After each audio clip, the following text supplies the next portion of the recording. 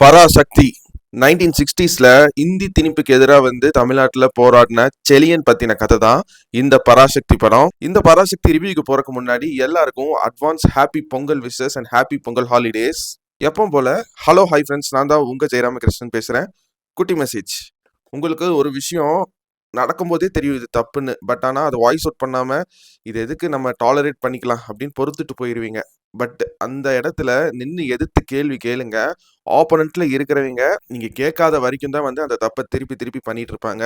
நீங்கள் கேட்டும் அந்த தப்பை ரிப்பீட் பண்ணுறாங்கன்னா அது அவங்களோட மூடத்தனம். பட் தப்பை எப்போவுமே டாலரேட் பண்ணிக்காதீங்க, தட்டி கேளுங்க.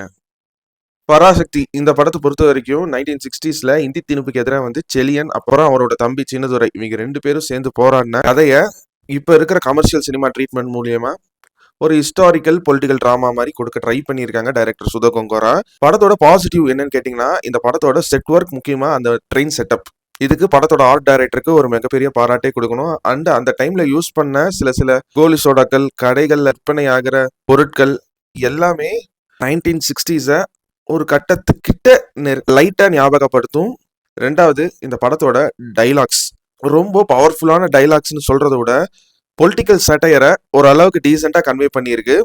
ரொம்ப செந்தமிழா போகாம பேச்சுவாக்கில் பேசுற தமிழா, இது குறிப்பா 1960ஸ்ல எப்படி பேசியிருப்பாங்கன்னு டைலாக்ஸ் நல்லாவே எழுதியிருக்காங்க. நிறைய டைலாக்ஸ் ரொம்பவே அந்த டைம்ல நடந்த அந்த ஒரு சம்பவத்தை ஞாபகப்படுத்துறதுக்கு ஒரு கருவியா அமைஞ்சிருக்கு. மூணாவது, இந்த படத்தோட music director G we Prakash ரொம்ப ரொம்ப ரொம்ப அழகான அற்புதமான சாங்ஸ் அண்ட் பேக்ரவுண்ட் ஸ்கோரை இந்த படத்துக்கு கொடுத்திருக்காரு. ஆர்ஆர் ஒர்க் எல்லாம் மனுஷன் பிச்சிட்டாரு. இதுதான் அவரோட 100வது படம் அப்படின்னு நிரூபிச்சிருக்காரு. என்னோட பர்சனல் ஃபேவரட் சீனை கூட்டம் அப்படின்னு யுவன் சங்கர் ராஜா பாடின பாட்டும், தரக்கு தரக்கு தர அப்படின்னு சிவகார்த்திகேயன் ஜி வி பிரகாஷ்னு பாடின பாட்டும் இந்த ஆல்பத்துல என்னோட பர்சனல் ஃபேவரட். மற்ற சாங்ஸுமே பிடிக்கும், பட் இது இந்த ஆல்பத்துல டாப் 2ன்னு சொல்றேன். அண்ட் ஸ்பெஷல் மென்ஷன் முத்தாரமி அப்படிங்கிற ஒரு சாங். கம்போசிஷன், டியூன் எல்லாமே பார்க்கறதுக்கும் கேட்கறதுக்கும் யூனிக்கா இருந்துச்சு. ஓகே, நெகட்டிவ்ஸ் பக்கம் வருவோம். அதாவது இந்த படத்தை பாலிடிக்ஸ் எப்படி பாதிக்குது, இந்த படத்தை சுத்தி இருக்கிற பாலிடிக்ஸ் என்ன, அதை பத்தி எல்லாம் பேச வரல. பட் அது உண்மையிலே இந்த படத்தை அஃபெக்ட் பண்ணியிருக்கா அப்படின்னு கேட்டா அது ஒரு 50-50ன்னு என்னால சொல்ல முடியும். ஏன்னா கண்டிப்பா யாருமே இந்த படம் பார்க்கறதுக்கு முன்னாடி அந்த ஒரு பொலிட்டிக்கல் தாட்டோட தான் பார்ப்பீங்க. இதுக்கு முன்னாடி இந்த படத்தை சுத்தி நடக்கிற பாலிடிக்ஸ் என்ன அப்படின்னு தெரிஞ்சுட்டு தான் இந்த படத்தை பார்ப்பீங்க. ஸோ அதனால சைக்கலாஜிக்கலா இந்த படம் என்னதான் சூப்பரா என்டர்டெயின் பண்ற சீன்லாம் படத்துல வச்சிருந்தாலும் இதை என்னால ரசிச்சு பார்க்க முடியலையே அப்படிங்கிற மாதிரி ஒரு ஃபீல் ஒரு 50% தரும்னு வச்சுக்கோங்களேன். ரெண்டாவது, சுதோ கொங்கோரா டைரக்டர். சுதோ கொங்கோரா ஒரு படத்தை இந்த அளவுக்கு அழகா எழுதுவாங்கன்னு நான் இதுக்கு முன்னாடி அவங்க எடுத்த சூரரை போற்று, இறுதி சுற்று இப்படின்னு 2 படத்தை நீங்க பார்க்கலாம்.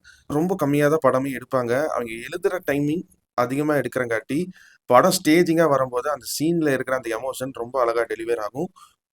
அண்ட் இந்த 2 படங்கள் சூரரை போற்று அண்ட் இறுதி சுற்று இது 2மே எடுத்துக்கிட்டா பேஸ்ட் ஆன் ட்ரூ லைஃப் இன்சிடென்ட்ஸை வச்சுதான் நம்ம உண்மையா படிச்சு அனுபவப்பட்ட விஷயத்த நம்ம படிக்கும்போது எந்த ஒரு ஃபீல் தந்துச்சோ அந்த ஒரு ஃபீலை எந்த அளவுக்கு குறைக்காம தர முடியுமோ அந்த அளவுக்கு தந்திருப்பாங்க. இறுதி சுற்று அண்ட் சூரரை போற்று இந்த 2 படத்துலயுமே இன்னும் டீட்டெயில்டா சொல்லணும்னா அந்த புரோட்டகனிஸ்ட் கேரக்டர் கூட ரொம்ப நம்மளை கனெக்ட் பண்ணிடுவாங்க எமோஷனலா. ஸோ அதனால படத்தோட எண்டில் இவங்க ஜெயிச்சே ஆகணும் அப்படிங்கிற ஒரு ஃபீல் ஆடியன்ஸுக்கு வரும். அண்ட் எப்படி ஜெயிக்க போறாங்க அப்படிங்கிற ஒரு என்கேஜிங் ஃபேக்டருமே இருக்கும். அந்த விஷயம் இந்த பராசக்தி படத்துல சுத்தமா இல்லை.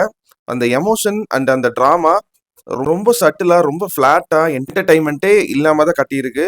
ஏதோ ஒரு 10 நியூஸ்ல ஒரு முக்கியமான ஒரு நியூஸ் சொல்லியிருக்காங்கப்பா அப்படிங்கிற மாதிரி ஒரு ஃபீல் தான் படத்துல அந்த இன்சிடென்ட் நடக்கும்போது தோணும். அண்ட் அந்த பொள்ளாச்சி ட்ரெயின் சம்பவங்கிறது 1960ஸ்ல எந்த அளவுக்கு ஒரு தாக்கத்தை மக்கள் மத்தியில ஏற்படுத்துச்சுன்னு அந்த நியூஸ் படிக்கும்போது நீங்க ஃபீல் பண்ண முடியும். அந்த சம்பவத்தை மையமா வச்சு அந்த ஒரு எமோஷனையும் ஃபீலையும் கடத்த முடியாம போயிருச்சு அப்படிங்கிற மாதிரி தான் எனக்கு படம் பார்க்கும்போது தோணுச்சு. ஸோ இதெல்லாம் தான் இந்த படம் பார்க்கும்போது நெகட்டிவா எனக்கு தோணுச்சு. மற்றதெல்லாம் சொல்லணும்னா இன்னுமே கொஞ்சம் ஸ்பாய்லர்ஸோட சொல்ற மாதிரி தான் இருக்கும். இதுவே நான் ஸ்பாய்லர்னு தான் நினைக்கிறேன். மற்றபடி ஆக்டர்ஸோட பெர்ஃபார்மன்ஸ் வைஸ் ஸ்ரீலீலாக்கு தமிழ் டப்பிங் கொடுத்துவீங்க ரொம்ப ஆப்டான வாய்ஸ் டப்பிங் தமிழ்ல கொடுத்துருக்காங்க. அண்ட் ஸ்ரீலீலாவுமே ஒரு துருதுருன்னு இருக்கிற கேரக்டர் பண்ணியிருக்காங்க. அண்ட் அந்த கேரக்டர் ஒரு விஷயம் சரி விடுங்க, சொன்னா ஸ்பாய்லர் ஆயிரும். பட் எனக்கு அந்த விஷயம் இந்த கேரக்டர் மூலியமா ஒன்று புதுசாக ட்ரை பண்ணியிருந்தாங்க. எனக்கு அது பெருசாக ஒர்க் அவுட் ஆகல. ரெண்டாவது அதர்வா சின்னதுரையா நடிச்ச கேரக்டர் அண்ட் அந்த அந்த ரியல் லைஃப்ல ஒரு அண்ணன் தம்பிగా இருந்தாங்கன்னா அதர்வா மாதிரி தான் வந்து ஒரு தம்பியா இருப்பாங்க அப்படிங்கிற மாதிரி ஒரு ஒரு நல்ல ரோலுக்கான ஆக்டிங்கை வந்து அதர்வா பண்ணியிருக்காரு. சிவகார்த்திகேயனுமே செலியனா இந்த படத்துல எமோஷனல் சீன்ஸ்ல குறிப்பா அவரோட ஆக்டிங் பெர்ஃபார்மன்ஸை இம்ப்ரூவ் பண்ணியிருக்காருன்னு தான் சொல்லணும். ஸோ ரவி மோகன் அஸ் திரு ஆன்டகனிஸ்ட், அதாவது அந்த கேரக்டருக்கு பின்னாடி இருக்கிற ஒரு வெஞ்சன்ஸை அவர் ஏன் இப்படி இருக்காருன்னு சொல்ல ரொம்ப ரொம்ப ஒரு யூனிக்கான மெத்தட்ல ஸ்டார்ட் பண்ணி அத ஒரு மாரி அந்த வில்லன் கேரக்டர் கிராஃபே ஏறாம, ஓ! இவர் தான் வில்லனா அப்படிங்கிற மாரி முடிச்ச மாரி தான் இருந்துச்சு. But acting performance wise Ravi மோகனோட வில்லனிக் ஆக்டிங் பேசப்படக்கூடிய ஒரு வில்லனிக் பெர்ஃபார்மன்ஸ். அண்ட் படத்தோட காஸ்டியூம் டிசைன்ஸ் எல்லாத்துக்குமே நல்லா இருந்துச்சு. அண்ட் குறிப்பாக சொல்லப்போனால் இந்த படத்தில் ஹேண்டில் பண்ண அந்த ஒரு ஹியூமர் காமெடி எல்லா சீன்ஸ்லையுமே எனக்கு கரெக்டாக ரியல் லைஃப்பில் எப்படி ஒர்க் அவுட் ஆகுமோ அதுக்கு நியராக ஒர்க் அவுட் ஆச்சு. எக்ஸாஜரேட்டாக கிரிஞ்சு பண்ணுறங்கிற பேர் மாதிரி கொஞ்சம் ஓவர் எக்ஸாஜரேட்டாக எந்த சீன்ஸும் காமெடியில் தெரியல எனக்கு. அண்ட் எல்லா ஆர்டிஸ்ட்டுக்குமான அந்த ஒரு மேக்கப்புமே ரொம்ப நேச்சுரலாக ஆர்டிஃபிஷியலாக இல்லாமல் இருந்துச்சு. சினிமோட்டோகிராஃபர் ரவி கே சந்திரன் சில மோஷன் ஷாட்ஸை வந்து ரொம்ப அழகா ஒரு ஜெர்க் கேமரா ஷேக் இல்லாம எடுத்து கொடுத்துருக்காங்க. ஏன்னா சில விஷயங்கள் அந்த இடத்துல ஒரு ஹரிபரியா நடக்குதுன்னு வந்து ஆடியன்ஸ்க்கு ஃபீல் பண்ண வைக்கணும். அதுக்குன்னு வந்து நான் கேமரா ஆட்டி தான் ஃபீல் பண்ண வைக்கணும்னு கேமரா ஷேக் பண்ணாம அந்த மோஷன் கிராஃபிக்ஸை சினிமோட்டோகிராஃபில ஒரு விதமான டெக்னிக் யூஸ் பண்ணி ட்ரை பண்ணியிருக்காரு. அது நல்லாவே ஒர்க் அவுட் ஆயிருக்கு படத்துல. அந்த படத்துல இருக்க டென்ஷனை இன்னுமே கூட்டவும் செய்தது. ஸோ அவ்வளோதான் இந்த பராசக்தி படத்தை பொறுத்த வரைக்கும் நான் சொல்லணும்னு நினைச்சது. முடிஞ்ச அளவுக்கு ஸ்பாய்லரே இல்லாம சொல்ல ட்ரை பண்ணியிருக்கேன்னு நினைக்கிறேன். பொங்கல் ஹாலிடேஸை பொங்கலை இந்த பராசக்தி படம் பார்த்துட்டு ஃபேமிலியா நீங்க செலிப்ரேட் பண்ணலான்னு தான் நினைக்கிறேன். இந்த பராசக்தி படத்துக்கு என்னோட ரேட்டிங் என்னன்னு கேட்டீங்கன்னா 100க்கு ஒரு 60 மார்க்ஸ் தருவாங்க. Parasakthi had to be concentrated in its roots.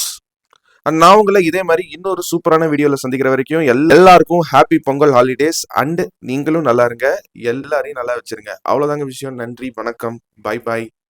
நான் வரேங்க.